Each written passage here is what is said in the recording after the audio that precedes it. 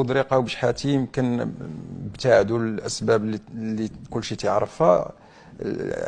ابرون ما بقاش كيبان. شنو السبب ديال بالنسبه لهذوك جوج الحالات الاولين عرفناهم، ولكن اجمالا لا هما نشرحهم لك. تفضل.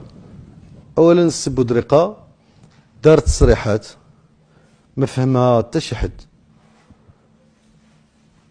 اجتمع المكتب المديري قرر بالاجماع المتابعه نتاع السي بودريقه في القضاء، وبيننا وبين السي بودريقه القضاء، والقضاء سيقول كلمته في هذا الامر. وفين وصل دابا؟ راه القضاء راه في المسار الصحيح.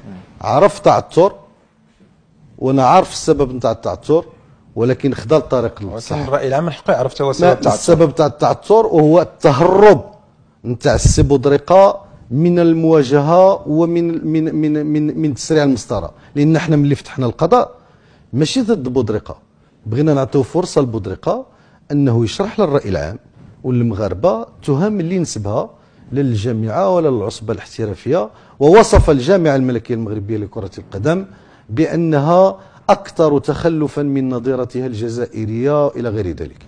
وقلنا له الله يخليك غير شرح هذا الشيء للراي العام، والا كنت على حق يجب ان تتخذ الاجراءات اللازمه لا في حق العصبه الاحترافيه ولا هذا. دونك عطيناه فرصه، لم يتجاوب مع هذه الفرصه.